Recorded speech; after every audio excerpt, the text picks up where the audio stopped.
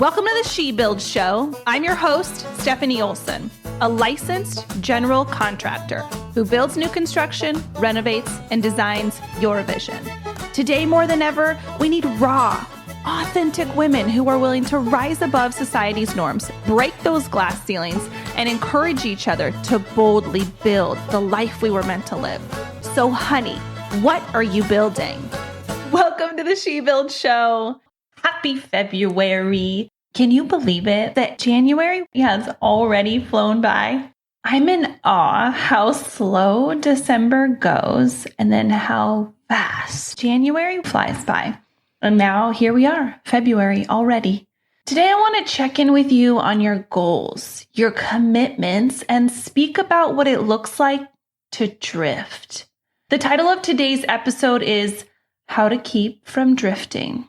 For me, January was actually a terrible month. I had an amazing December with time off and time to plan my goals and get ready to take on 2022. Then, my poor team got hit with the dreaded C word. And one of my main team members was out for almost 20 days. This brought me to one of my lowest points in a really long time. I honestly wanted to shut the doors and burn the place down. I was so beyond overwhelmed that every good habit and every good intention I had set for 2022 got blown to pieces. I wasn't able to manage my stress, my business, or my life, and I found myself peeved off at just about everyone. Normally, when I'm balanced, my patience level is actually really high. I have the ability to handle a lot of stressful situations and not lose my cool. But y'all, during a weekend in January, we were up at the mountains with my kids snowboarding, and I was waiting to get my kids from ski team. I had my snowboard off and I was just standing there looking for them. And apparently I was standing in the middle of the line and I was in the way. And this ski racer punk kid came up and he literally threw my snowboard out of the way. Y'all, my response was literally to re-raise this child. I wanted to take him home and re-raise him. I screamed at him and I told him in some "I'm better than you" voice, "Don't you ever touch my snowboard." Like that was going to teach him something. Like my moment right there was just going to re-raise the child. I was so mad and angry at some punk teenager for touching my snowboard. Okay, red flag, warning, warning. Like if I were a car, all the check engine lights would be going off. You need maintenance. Take that girl to the shop and get her looked at. There is something wrong. That was it for me. I was like, really? Really? That's how you respond to something so insignificant? This was a wake-up call. I went to my team and I told them I need a break. I need a week to get my mind right. I asked them to protect me from the business for a little bit. I told them they don't want me solving problems right now because I'm in a place that I will send the nasty text or the email. I won't think twice about it. I won't reread it.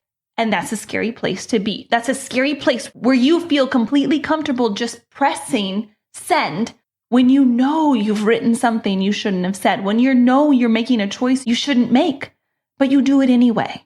That should be a red flag. It's a scary place to be. It's a place where we ruin relationships and hurt the people closest to us.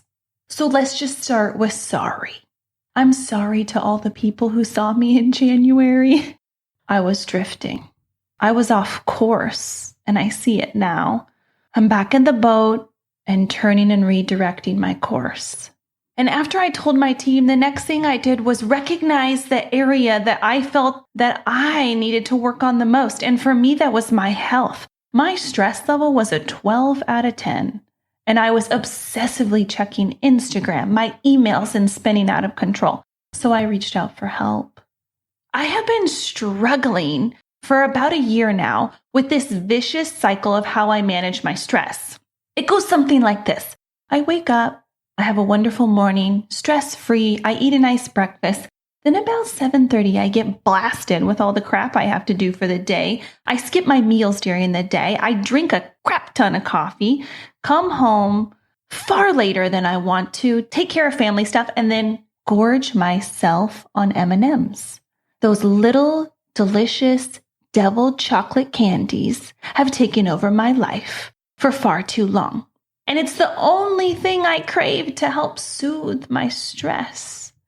And then the next day, I wake up in the morning feeling like duty from eating all of the sugar, work out harder than I really want to try to burn the calories off, and then do it all over again.